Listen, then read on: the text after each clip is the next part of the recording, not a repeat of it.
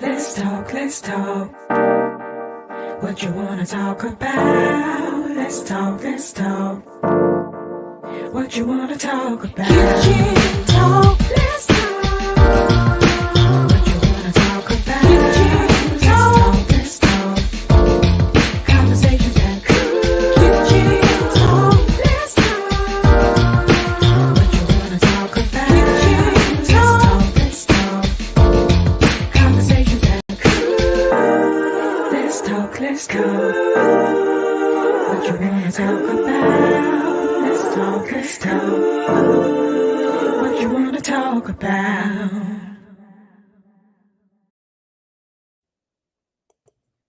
Hey, it jammed on it. It jammed. And it's like that. It's like that kind of grown people vibe. Yeah, I that's love good. it. Yeah, that take you back to when. I love it. I love it. When she did it for me, she took what I said and just gave me what I needed, and I was like, yeah. That's the music that when you finally grew up, you start vibing with you thought you was grown. That's when you knew you was grown. You hear that? Yeah. It's crazy. Yeah. Let's talk. What you want to talk about? Let's talk. Oh, shout out to Michael Joy Barrington. I appreciate you, girl, so much. That was beautiful. Oh my goodness. Neo soul. It was, and I was like, look, I needed to be smooth, grown people music. Yeah, she did I don't that. even drink, but you can have a little brown liquor in your hand right there, swirl it around. That's that brown liquor smooth right there. Girl, you so Oh good. my goodness. Good evening, everyone. Welcome. This is Kitchen Talk CTC, Conversations That Cook. Super excited to be here today. Our March was crazy. We did a lot of repeats for the month of March because everybody was just everywhere. So it's really cool to be here in this moment. Thank everybody for joining us. And thank you, Dr. Yanela McLeod, Hello, that's me. for joining me tonight. I'm happy to be here. Glad to be here. Thank you for having me again, Lisa. Absolutely. I'm trying. Well, we won't talk about that, but I still need my special. One day when I'm brave enough. We gonna work on it. When I'm brave enough. All you have to do is put the little symbols over my mouth. Oh my goodness. So tonight, in our continuation of celebrating Women's History Month, or just celebrating women, period, which I think ought to be done every day anyway. For our many contributions to society. We want to the world. Yeah, the world. Yeah. I'm telling you, they say, who was it, James Brown? It's a man's world, but it wouldn't be nothing. Nothing without a woman or a girl. Or a girl. He covered all bases. You better believe it. I'm trying to tell you. So we're going to do our Black Girl Magic 2. So we did this. McLeod, I was looking, and we actually had this conversation in March of 2021. Really? It's been 3 years. That's unbelievable. It is, isn't it? That's been unbelievable. I was talking to somebody today about my wedding anniversary is coming up in April, and so is my husband's birthday in April. And it jarred me, and I was like, "Oh my God." And she said, "Well, did you almost forget?" I said, I don't forget it, but I just didn't realize we were already in April. Like April just snuck up on us. And so time is just like been a warp. Has it been like that to you? Oh, absolutely. Absolutely. I'm like, where did what? you know? I think not too long ago we were sitting with my pastor and just talking about some stuff and whatever, and it was like we in December, and all of the things that we thought we were gonna plan and do, they just it was like it's December. The time has come and gone. And it was like, what is going on? And this was pre-pandemic. Time was popping before we hit the pandemic. Then when the pandemic came and It's just warp everything speed now. froze, you kind of like lost all track of time. And when it came back, it was zoom, like it was trying to make up for that lost year. Really. I'm like, good gracious. So yeah. So it's been like 3 years since we had that discussion. That's Hey, bananas. Charmaine, how are you? I am well. I'm well. Good, good to see you. Good to see you too. I like the new look. Oh, I'm trying, child, trying to keep up with y'all young people.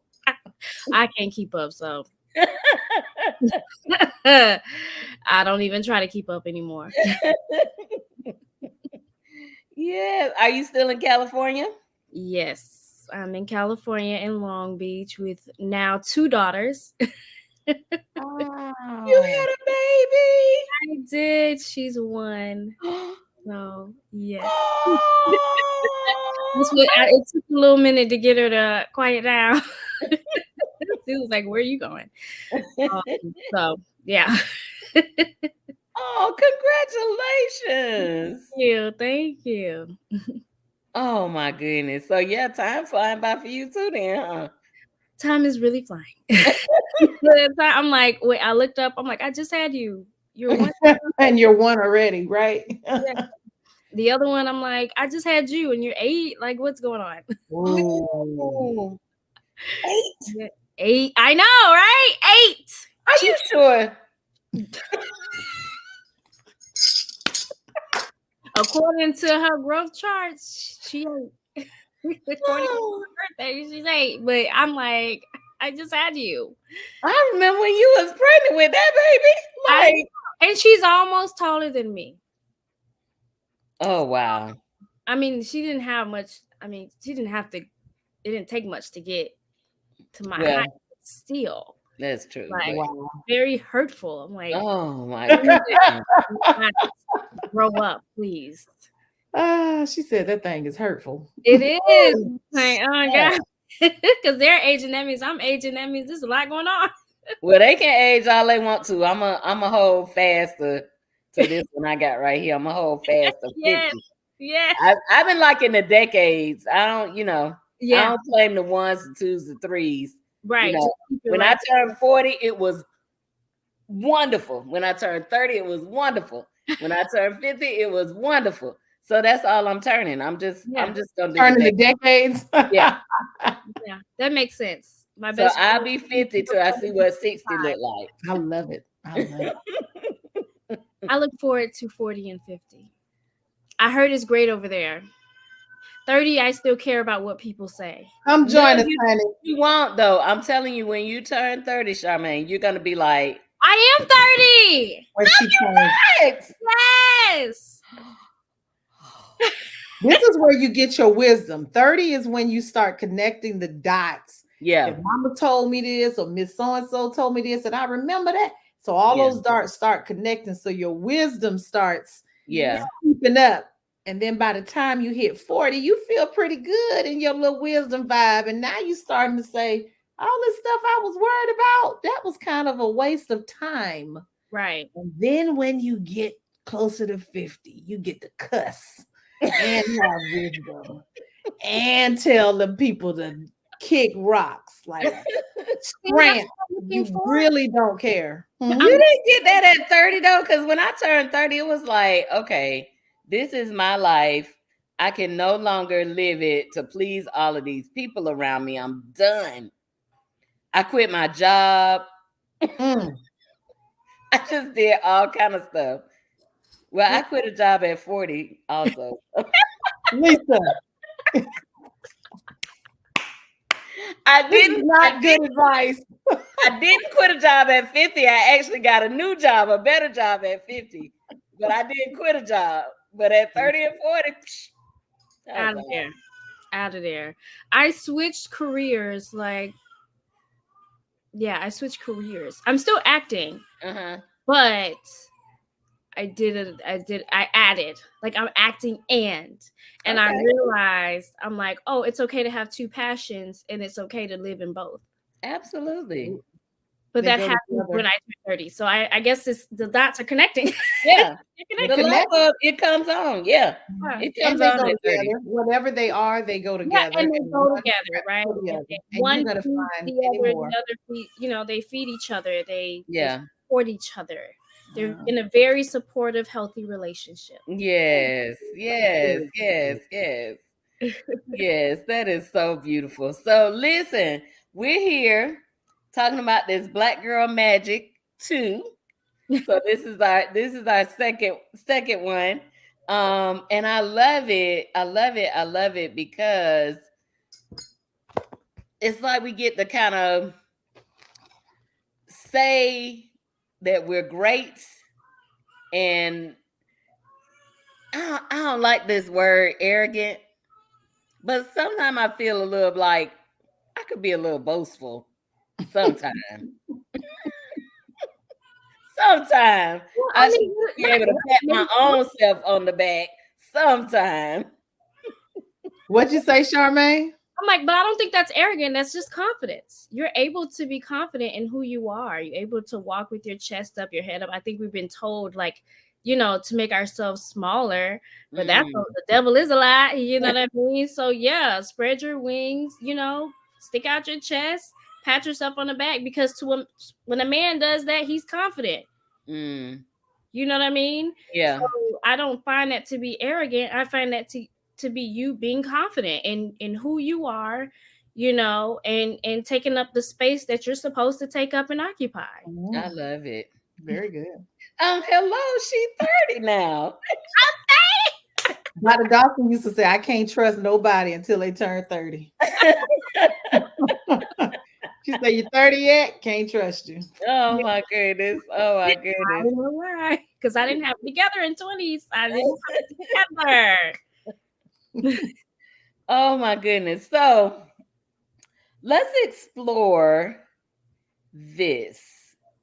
What would you say that you are the proudest of as a Black woman, or being a Black woman? It's a good one, Lisa. I know. Who you asking? Yeah, you didn't say who go first. It don't matter who go first. It just take it up. Charmaine, I'm gonna pitch that one to you. I want to hear what the young people got to say about that.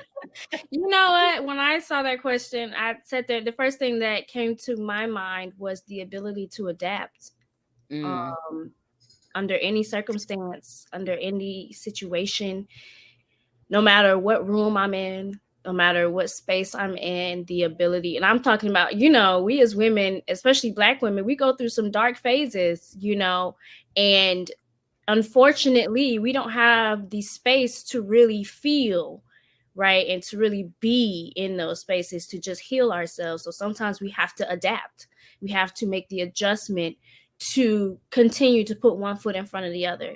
But, on a positive note, we also can adapt to, we could be in a room full of billionaires and we walk and we can talk just like we're a billionaire. You know what I mean? We can be in a room full of, poor people, and we can walk and talk with these same people and support these people. So I think we have especially for me, I've been in several positions where I have had to adapt, and I've had to do it very quickly. I think that's something that we do that goes unnoticed because it's almost an expectation. But to me, that's superhuman power, to be able to adapt and to be able to pay attention to what's going on around you, to your surroundings, and adapt in the moment. I definitely would agree that as Black women, we are expected to handle whatever is thrown our way, whatever cards we are dealt. It's just like, oh, well, you'll be okay. You know how to do it. I mean, and that even comes down from like our parents. Like, I would, come be like, Mom, such and such. She was like, okay, take care of it. And then you'd You'll be be like, all right. well, okay, I'll just take care take care of it. But I think it is something that definitely is ingrained in us to be strong and be able to just go with the flow and adjust and adapt, like you say. And And and maybe even sometimes to our detriment. Mm-hmm. Which I want to say in the sense of I've been in a workspace, right? And something goes lacking and you just kind of pick up the slack, and then all of a sudden that's just that's just what you're supposed to do, and they don't ever get anybody to come back and do that because you done handled it. Mm-hmm. Or because things got to go on. Mm-hmm. So sometimes I do think our ability to do that can hurt us a little bit, because if we don't let balls drop, then sometimes change doesn't come, or we don't get the help we need. absolutely. And it's so funny when you, Charmaine, use the word adapt, because when I was driving home today, I was thinking about this whole, what is Black girl magic, and what does that really mean? What's the essence of it? And the word was adapt in my head, was the ability to adapt in these different circumstances, even in at the when you're functioning at a level of excellence in whatever you do. You are adapting to that goal. You're adapting to the ability to achieve at the best. Um, and and then of course we have just the little we have the we have the gifts and talents that come, that are a part of our culture and a part of our DNA, that help us excel when we put our mind to it. But that word adapt was really what I was associating with that magic side of it. And like you said, Lisa, I do want us to not get lost in the celebratory nature of the magic word either, because there's nothing magic about what Black girls are doing. There is intentionality, there's hard work, there's focus, um, there is a whole process behind achieving, doing, that we have to acknowledge is occurring. The magic is just how amazing some of these things turn out to be, even in that survival aspect of it. And so, like your question was, What are what, you what, the most what are you the proudest of being a Black woman? yeah, well, and I would think one of the things is not crumbling when things get hard or Mm-hmm. have gotten hard, and still standing the test, still moving forward, in that strength, and even in the strength, even when you're hurting, or when you're down, that you still move forward. I think that's something that I'm proud of, that I haven't buckled under all of the pressure, much of which I put on myself. Mm. Mhm. Mm. And we do. Mm-hmm. Because I will be honest, I have a little bit of perfectionist in me. AA meeting. We sound like Alcoholics Anonymous. Right. My name is Lisa, and I'm a perfectionist. Hi, Lisa. Yeah. I've been I haven't let it go. Let it go, girl, because it's gonna take you out of here. I know, right? And I think about when I think about that too, I think about how of course I am just my many hats that I wear, my many talents, my many creativity and all of that, and how I will not put my stuff out there if it is not A1. pristine, right? But then I see other stuff and I'm like, how in the world? Who put that there? You know how in the world?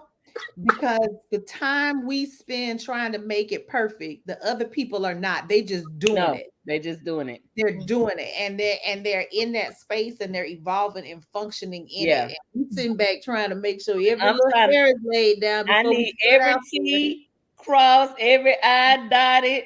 I And need 3 all years of passed. that in a There's row. also no room for growth. And I think that's one thing that I've had to teach myself the last like year or two. It's like, you're just going to have to fall on your face, sweetheart, and fail because you're not going to grow any other way. I've been Mhm. such a perfectionist to the point of, oh, I didn't get any notes. Great. And then one day I was like, well, now, wait a minute. I'm paying for this. So I better get some notes here. And Yeah. that's not failing. That's not failing. That's being open, like you said, to growth. Yeah. Right. Yeah. But yeah, they do it, and by the time we look up, 3 years has passed, and it's still not And right. it's still Still not right. perfect. Right. you know? Right. It's crazy. I think one of the things that makes me the most proud to be a Black woman, and it falls kind of in the line of what we were just saying, it's just resilience. Mhm. It's just resilience. I mean, just admiring other Black women and knowing some of their stories and knowing where they come from.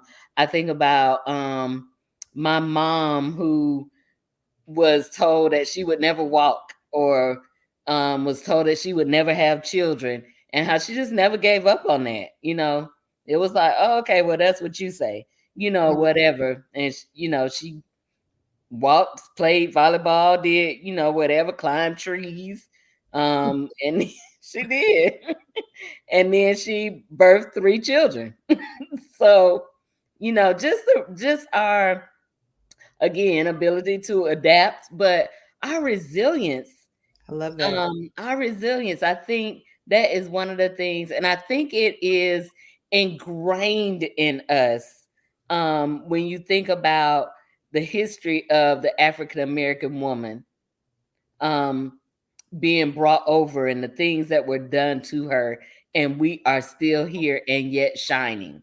And when you're talking about that pride, and I know that we could probably all relate to this, that resilience, I think, is a part of our inheritance from our mothers. I think one of the things that I am most proud of is that I am my mother's daughter. I'm the daughter that my mother, I'm walking in what she wanted me to walk in. And I'll never forget my mother saying to a crowd of people that my family's nickname for me is Mio.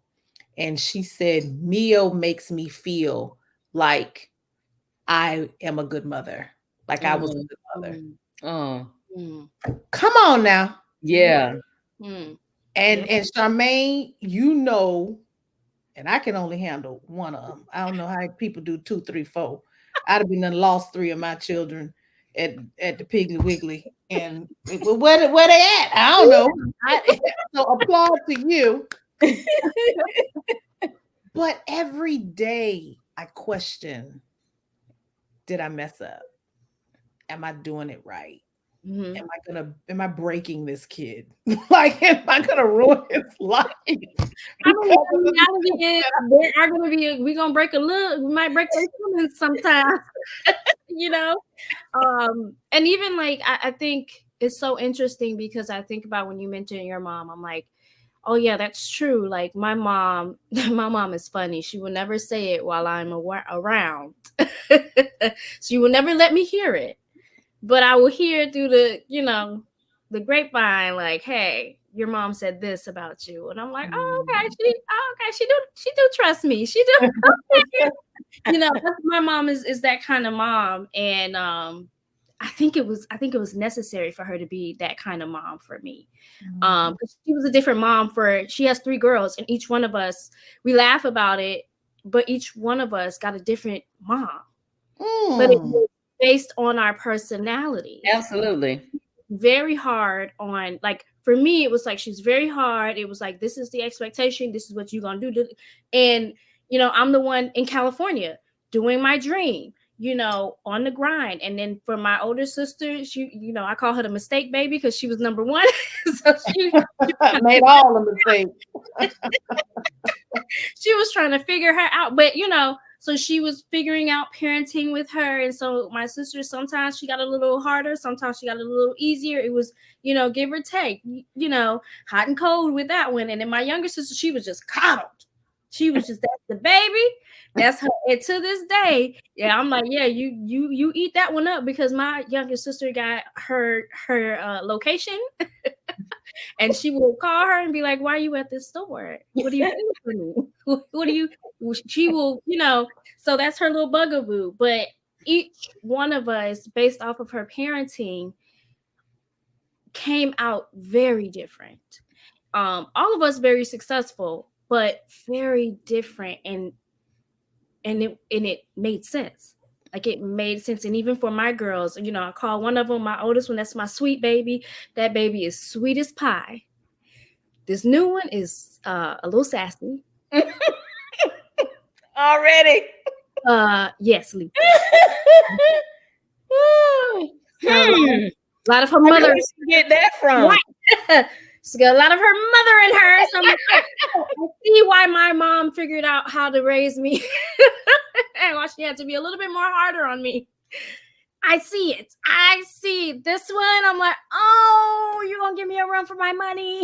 The oldest one, I'm like, she's so sweet. She's so kind. Like, I had to teach her how to stand up for herself. And even that's still a problem. Like, we're still working on that one. You know what I mean? Child is in Taekwondo. And she came home, was like, I used my Taekwondo. I said, good job, baby.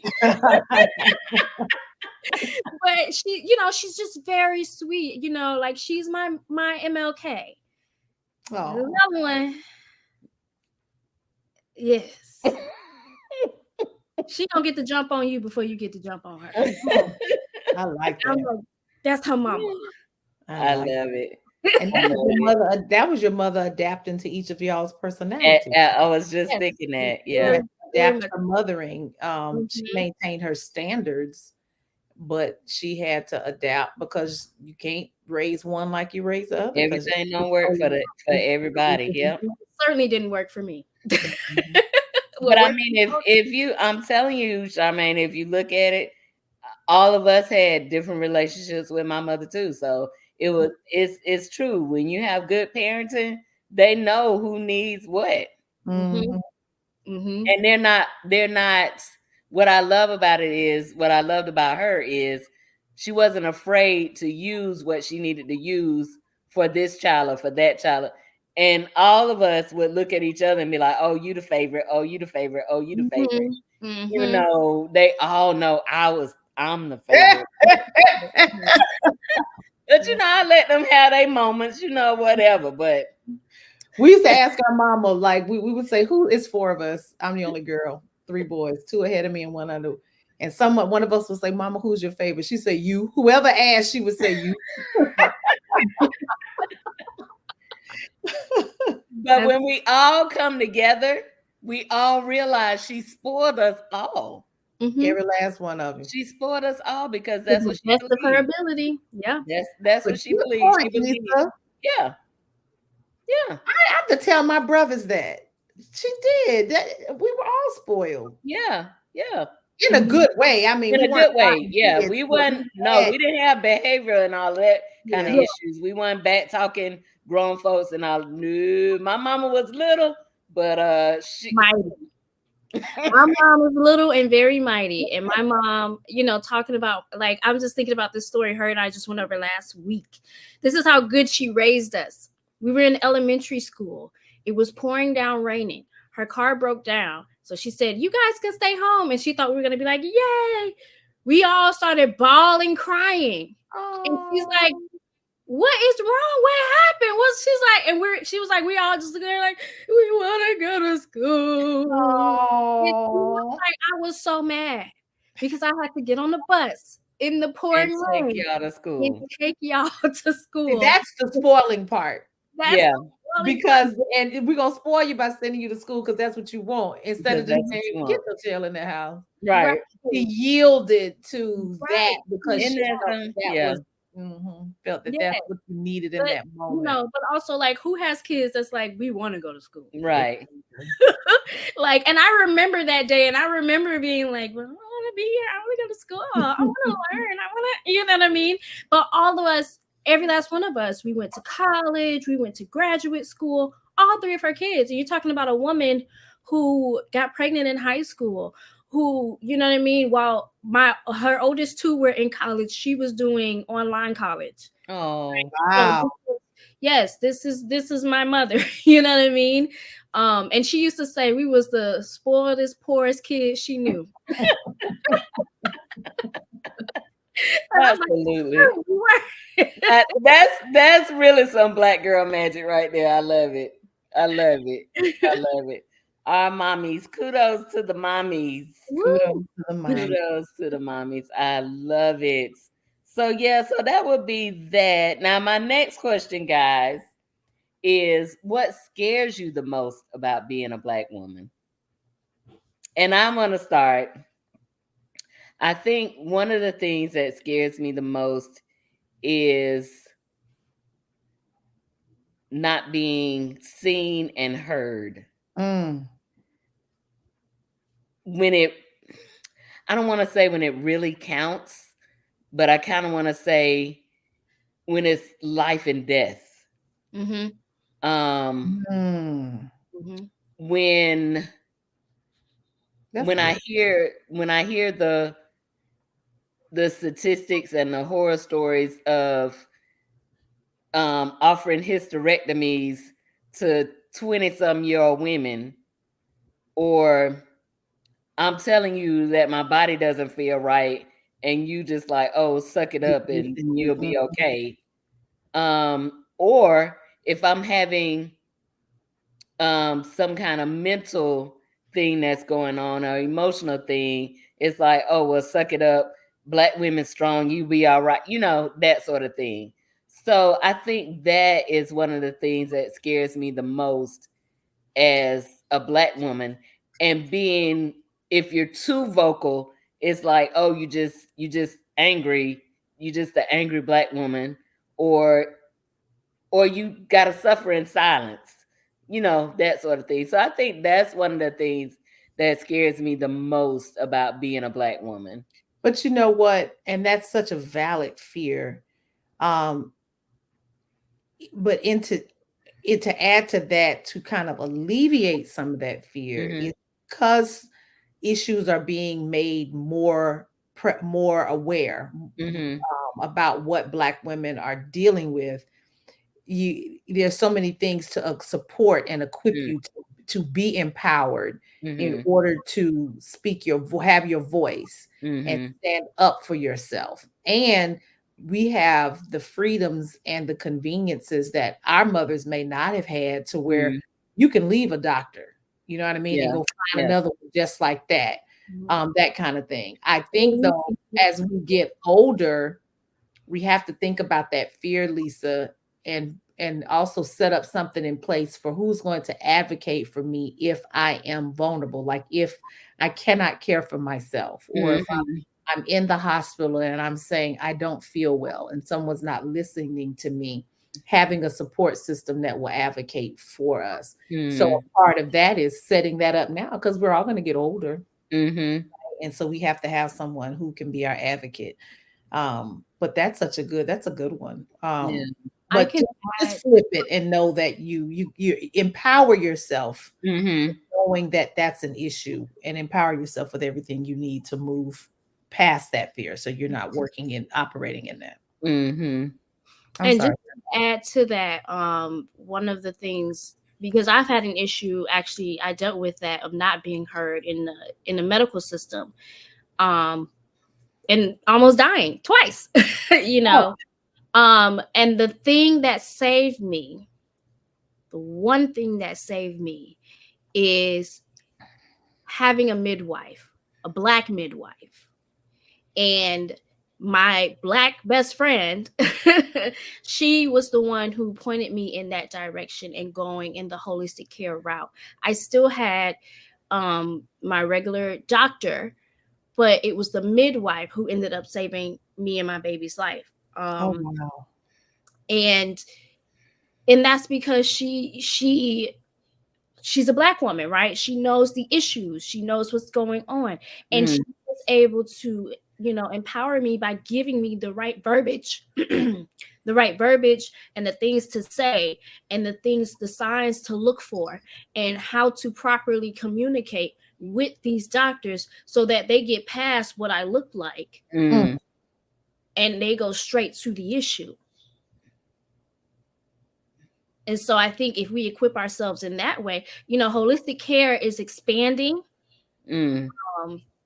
But that was something we had back in our communities way before hospitals, because we weren't initially allowed to even be in hospitals. Hospitals weren't initially made for Black people, right? So once it became a thing of money, then they were like, we need these Black people to go on to these hospitals. That's when insurances came up, and that's when all of these things came about, and that's when the whole holistic care system went away for us. But we used to have our own doctors and midwifery care come to our homes and do house visits, and that's how we took care of ourselves. So I think going back into community and finding you someone who knows the system, right?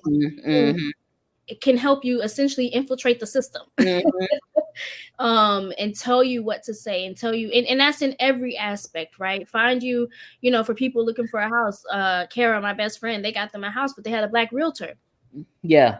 You know what I mean? They got them on the right path to get what they need to get done, right? So going back to community and empowering yourself within each other, within us, I think that can also help alleviate some of that fear.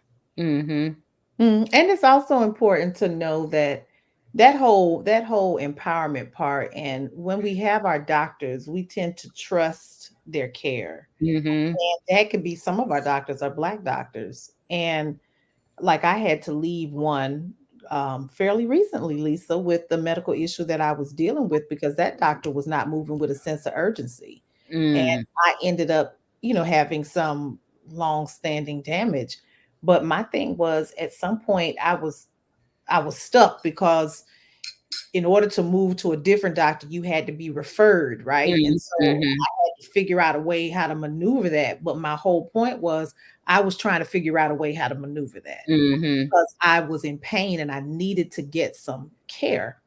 And so that's coming from knowing, with the whole voice and the dialogue that's saying that Black women are ignored, or that people aren't taking our issues seriously. And I mean, your doctor might even be Black, like mine was. I had to go find another one, but I knew I had to get something done. And so that self-empowerment, I think, is really going to can move people past the fear. Yeah. You walk into your own. I tell you that story all the time about when I was having that issue. I was in my 20s, and Charmaine, I went to a doctor because I was having some issues with my cycles. They were heavy and all kinds of stuff. And it was a white male doctor, and he did a biopsy, did not tell me it was going to hurt.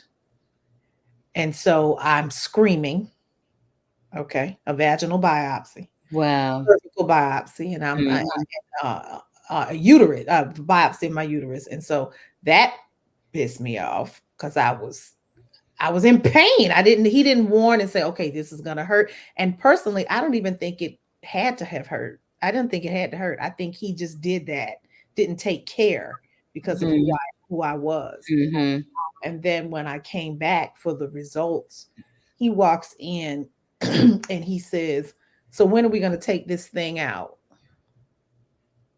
And I think I was 26 years old. And I told Lisa this story. And I said, excuse me. I said, what did you say? And he said, when are we going to take this thing out? I said, are you talking about my uterus? Just totally dismissive. That I said, what brings life? You're going to call a thing. That's what's in my head. I told that man, I said, you know what? Don't even worry about it. I got my purse and I left him and everything in that room and walked out. Didn't even pay the bill. I said, I'll see y'all later. But I just came into that in my own. I was in my 20s. And to me, that was just deplorable. and it struck a chord. Mhm. That's when I started realizing, and I felt proud of myself, in the car. It's like, you really can advocate for yourself. And sometimes that's knowing when to just walk away and leave. Yeah. Yeah. Mhm. Yeah. But I mean, just imagine how many women he did get like that. Girl. You think they ain't have no choice. And then when I went and got a black woman, she did everything in her power to keep me healthy in time for me, until the time came for me to be able to have a child. You know what I mean? That was Mhm. everything, because she knew I wanted to have children and I wasn't married, and all these types of things. So she was trying to keep me healthy. So when that happened, I'd be able to have a kid. And then when I got pregnant, she took immaculate care of me. So these types of things are life and death. Yeah. Advocate for yourself. Yeah, absolutely. I think one of my biggest fears, if I may, and I'm not going to say it's a fear, but it is one of my deepest concerns, is the growth and development of my son, and trying to being concerned that I might miss some type of barrier or trap that he might fall into, Mm. or as he learns the world as a little black boy who's going to turn into a black man, how that's going to affect him emotionally. How do Mhm. we make sure to keep him healthy when he has to learn? He has to be told, what do they call it? When you have to tell him they came up with a whole thing about the story or whatever, when you talk to him about The top. the talk, when you have the talk, if you have to make sure you have it the right way, so it's not robbing him of his innocence, but it's still making him aware of the world that he has to maneuver.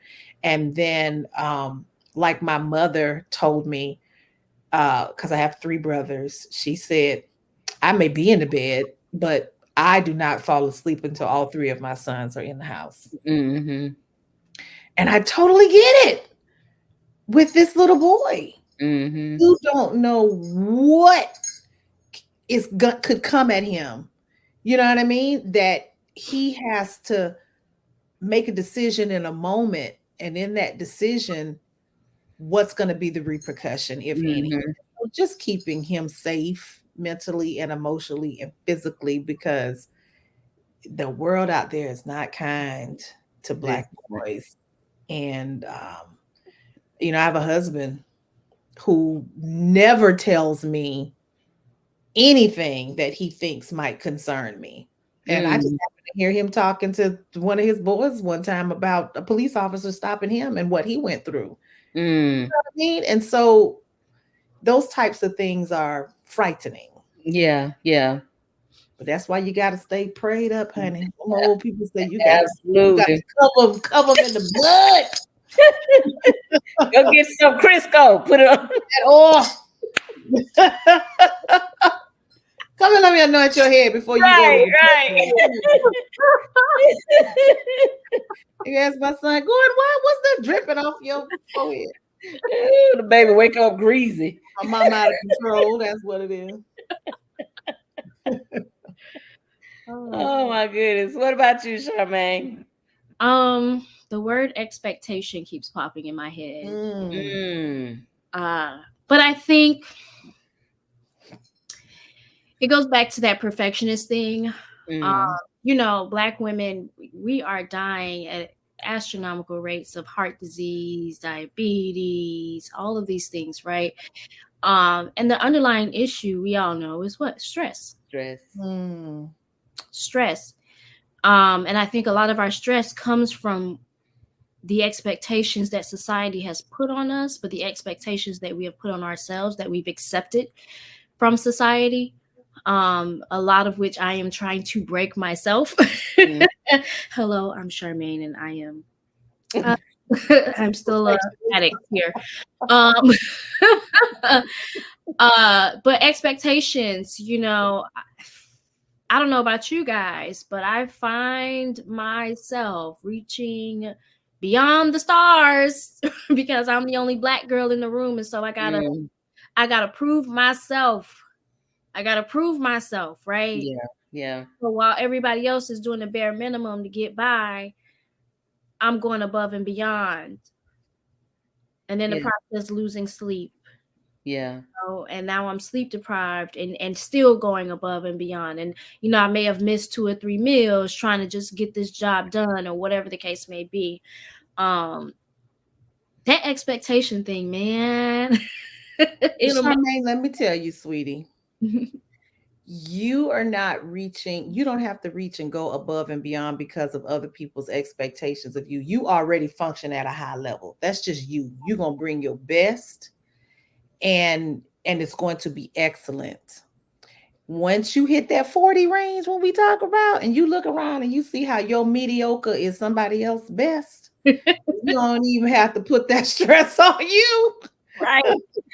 Right. That's why I said I'm looking forward to 40 and 50. I'm trying to get over there. Here's the beauty about it, though. In your 30s, you're getting wisdom from 40s. Yeah. You're getting wisdom from 50s. You're getting wisdom from 60s. So you don't even have to experience these things. What you can do is identify them and then say, ooh, that's what Miss Lisa was talking about.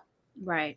Let me maneuver that. So get your rest, baby. You got them 2 babies in there. Them the only things that should be keeping you up like that. We have Lisa and I, and my husband told me one time I was working. Oh my God, I would work all day at work and then leave at night and then come home and keep working. And he said, if you took the amount of hours and divided it up by your salary, you are making illegal immigrant wages. That sounds about right. He said, "What are you doing?" And that sounds about right. 30s. Yeah, He was like, you got to think about your quality of life, and that helps shift me. And not to say that I don't still slide into those modes, but when I'm in them, I start recognizing it and pulling myself back out. But your best is gonna be your best, and you're gonna always strive for that because it's in you. right. As long as you're not trying to compare yourself to anybody else, but you're just trying to be the best you that you are. Yeah. You're gonna rise because your best is the best. Yeah. Absolutely. Thank you. But so take them other people's expectations off. Yeah, I'm working on it, I'm working on it. And again, And I agree, because it has been kind of instilled in us, oh, you got to be 10 times better. You got to just be you, because you're already excellent. I had to catch myself teaching my daughter that. Yeah. I really catch myself. Explain that. Say that. Because she's in a school, she's in a dual immersion school where she speaks Spanish the entire day. Excellent at what she does. I'm talking about, everybody's like, oh my gosh, she's amazing, right? Then she started slipping, right? And so I was like, listen, you're the only one that goes in that room that looks like you. So when you slip, everyone notice. Everyone notice when you make a mistake. Everyone notice when you have a bad day, and it's bigger, right? It's a bigger deal. Yes, other kids have a bad day because it really is a big deal. She has a bad day, then it's like we gotta call mom. We gotta do all of these things. Other kids have a bad. I'm like, what do y'all do when the other kids have a bad day? Y'all calling parents? Y'all are y'all doing all the works that y'all doing for mine?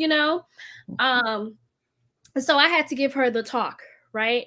And then maybe about last week or so, I just thought about it and I said, oh no, I'm not gonna create the bad habit of her taking on these expectations. So I just was like, you go and you would be the best you can be. That's what you do. If your best is the 5 today, then your best is the 5 today, and you ain't got to explain it to nobody. Your best is a 7, honey. We're going to celebrate that 7, and you still don't have to explain it to nobody. And if your best is a 10, let's go and get some ice cream because, girl, you did that. And you still don't have to explain it to nobody. Yeah. But it was almost like, I thought about it, I'm like, man, when did I take this on? When did I thought about it? When I infiltrated a white space, when I went to a white school, when I was othered.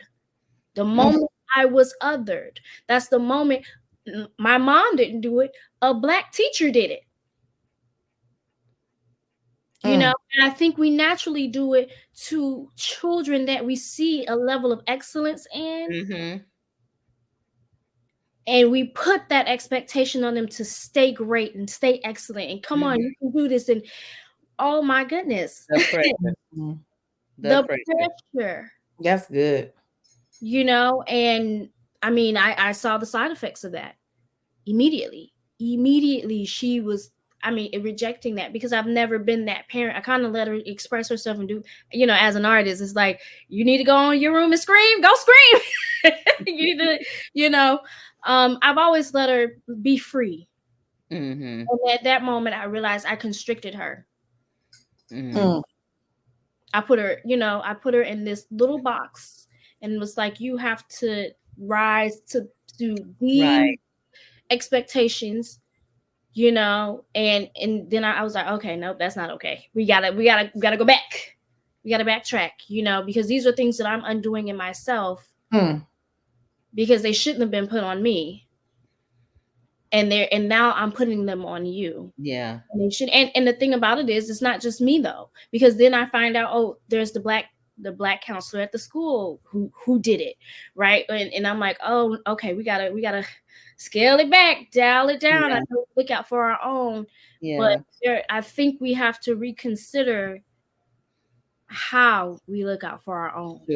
Sure. And then we also have to give a little bit of grace, because all of us are evolving. Some of us are reconditioning ourselves. Some of us are peeling off, again, those expectations. But at the same time, we do have a level of concern, care for how our people are viewed. And sometimes we're the only representative of our people.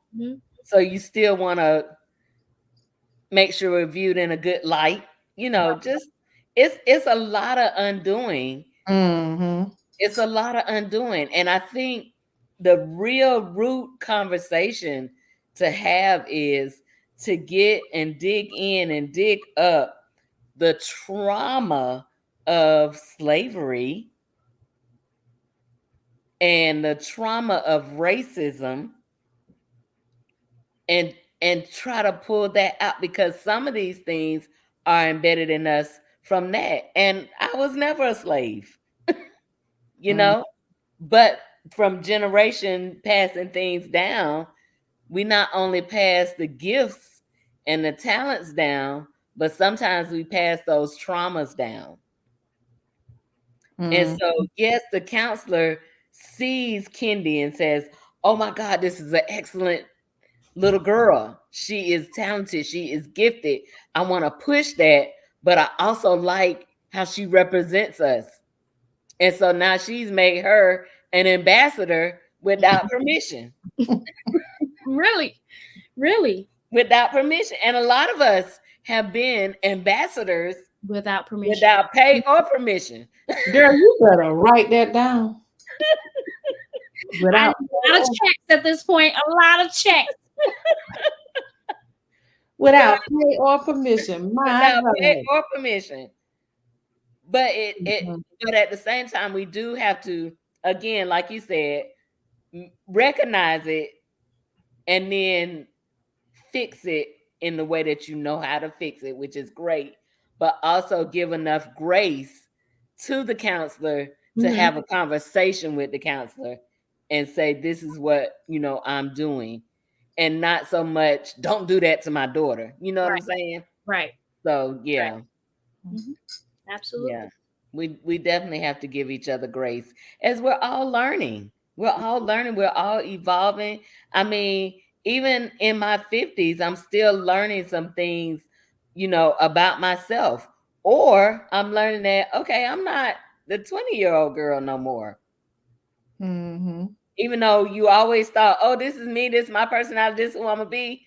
I ain't that same Lisa at 20 as I am at 50. Praise the Lord, everybody. Could you imagine if that's Arrested Development, right? If we are the same, could you? Oh, But I'd be a horrible wife and a horrible mother. But also, there is one aspect of me at 20 I would love to still have, and that is my happy, cheery, always smiling. I used to get that all the time. Why you always smiling? Because you ain't had no bills and you ain't had no burden. And you ain't, girl. But I want that again. Okay. Keep looking for it. I want that. I used to be so positive, like nothing else, nothing bothered me, or just I used to be able. If something did bother me, I used to be able to go in my little room, let that roll off, and I'm back at it. That don't work no more. My friend said to me one day, she said, "Adulting is stupid."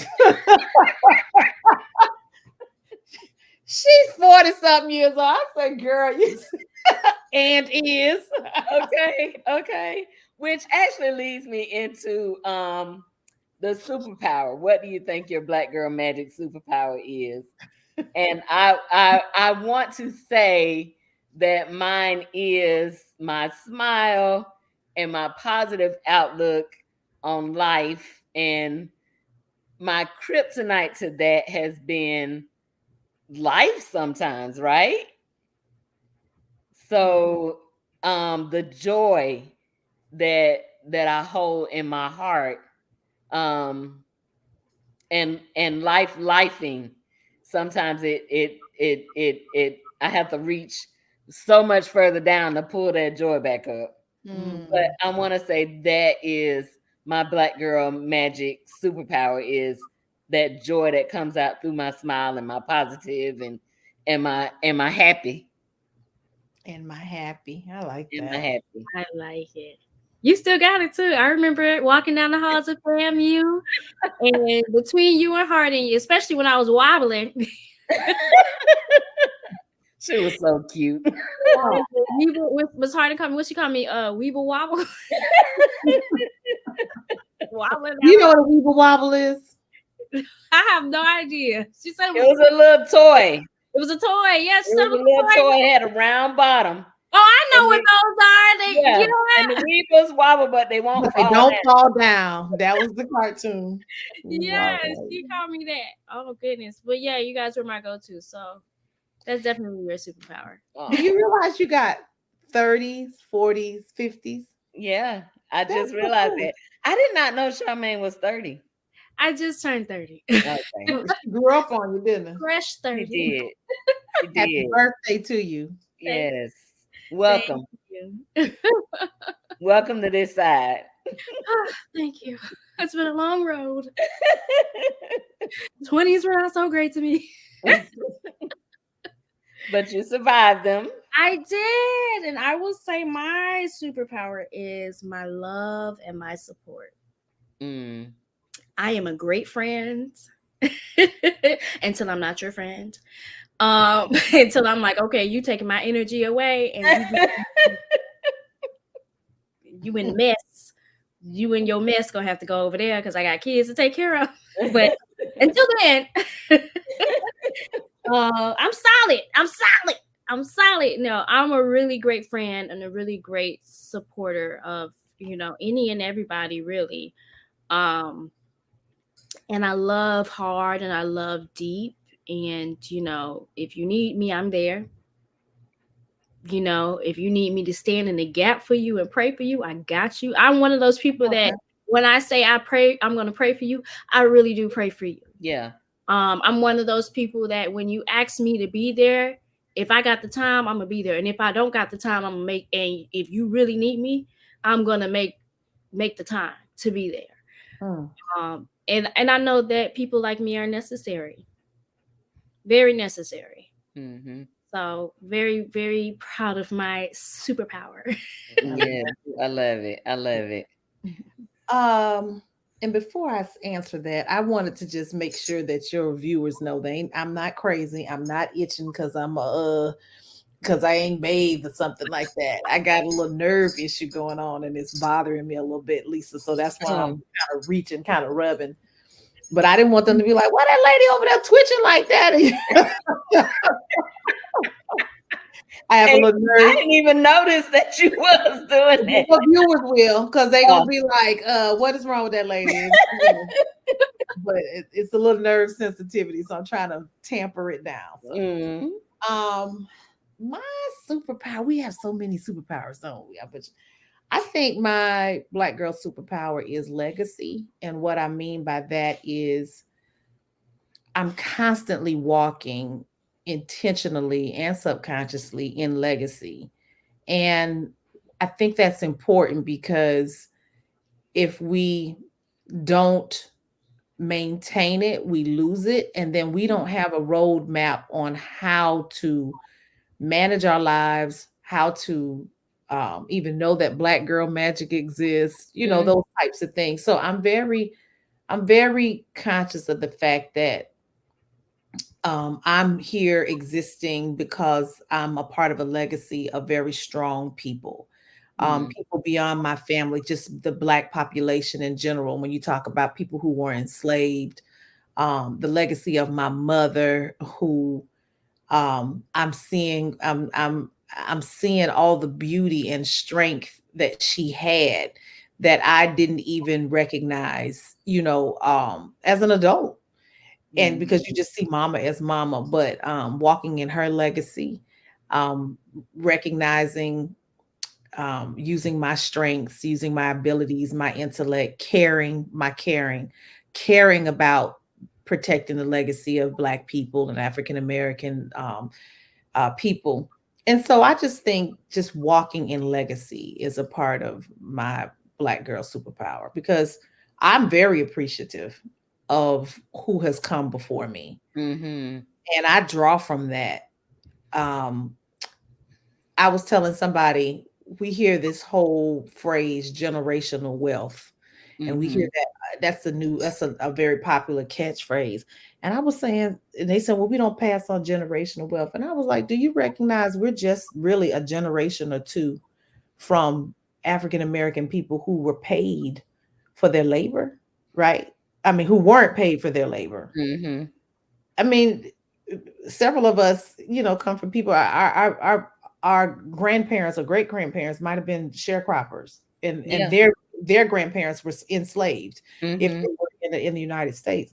So I told them, I say, some of them they have no generational wealth to pass you because they were never given what they were valued in their labor, right? Right. And I said, to me, their generational wealth that they passed on was survival, Mm-hmm.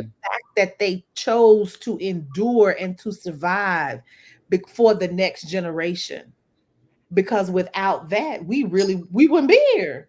Could Yeah. y'all imagine being enslaved, I being trafficked, yeah, I can't. living in constant hell and abuse and turmoil? How many of us can survive that? Not I. So that Not me. strength, yeah, that strength of legacy, I'm very conscious of it, and it wraps me up every day. Mm. And I'm intentional about that, and I'm intentional about letting other people recognize Yeah, it too. that's beautiful. That's very beautiful. I mean, when you think about it, how are we still here through all of that? Legacy. Yeah. I Mm. mean, from the ones who escaped to the ones who wouldn't escape, they were like, it's gonna be all right. The Lord gonna take care of us. We're gonna be out of it in a minute, or however it was that they processed and made it through. So my strength and resilience is not just from me. My adaptation Hmm. is not just from me. It literally, again, like you said, it's the legacy that was passed down. Absolutely. And you can tap your mother and see that legacy. You Yeah. can tap your grandmother and see Yeah. that legacy. That if you ever get an opportunity, Charmaine, and I don't know your relationship with your mother and how open she would be, have a conversation with her about, Mama, what are some things that you struggled through, that you overcame? Oh, Because she tells me very close. I know she is superhuman. yeah, that's what I'm saying. And so it is, my mother immigrated to this country. And when she got here, her first job was a maid, you know what I mean? But she got here leaving, she left my father, my biological father, because of he became abusive. So she pretty much fled. I ain't know that about my mama till I was grown and mad, ready to go fight him. But my thing is, who would have known that? Yeah. But for her, she knew that that's unacceptable. You are not going to do that to me, and certainly you're not going to break me when I need to be totally complete for my children. So when she left, she had 2 little boys and was pregnant with me and fled to a whole nother country. You see what I'm saying? Wow. Come on, that's the legacy that I'm in. I'm saying that's for real right there. Yeah. So there are some things that I will not tolerate. There are some things that are just completely unacceptable. Yeah. And that got elevated learning my mother's story. Yeah. That's Marvin Scott is crazy. See? That's what I'm telling you. Your whole show will be gone because that's my other co-host. That's my other co-host. I'm trying to tell you. Oh my God. Thank you, Dr. Scott. But yeah, I just think that I love the way that we show up in the world as Black women. I'm down for almost all of it. Almost all of it. However, you know what? Do you, boo? Do you? Some of it I can't do, but do you? It is our flavor that I love the most, and it becomes so. I know how magic and how Black girl magic and how Black girl special we are when the folks that ain't Black using our stuff. Come on, word. It's like, okay, it is. We got the sauce. We got the sauce. We got to learn how to commodify that sauce, though. Well, not that too. And we're going to have to do that. We're going to have to unify to do that. And work together because, they getting all the coins. We got to stop putting ourselves out there on the internet for the free. Yeah. That too. Because we giving it away for free. I'm just saying. Charmaine, you are in such a beautiful time to where you have the ability to connect, not only access things, but to connect to things that you want because of the world we're in and the technology and the social media, and that you understand it. Girl, that stuff confused me, so I ain't even trying to. You talking about how you can. So funny that you mentioned that, because I do not have social media anymore because I do understand it. Understand completely, yeah, I haven't had social media for 6-7 months now. Really? And I went to a couple of events. I went to an Essence event, NAACP event, several, entertainment events. And ironically, a lot of people, one of the things that they use to network is their social media. And so whenever somebody wanted to connect with me, they're like, "Oh, what's your social media?" And I would tell them, "Oh, I don't have social media." And the number one question that was asked was, "Well, how do you network?" And then I tell them, "Well, I don't network. I build relationships. So if you want to have a relationship with me and work together, by all means." And I got more connections that way versus me having a social media, because social media, you can scroll and look and never have to actually interact with that person. You can just heart something. You can just, you know what I mean? But if my number's in your phone and you have no way of contacting me You other gotta than call to me. reach out and call me or text me, Yeah. every single person actually texts me following that event and just asks me how was my day. Wow. And you know, we have an actual budding friendship, right?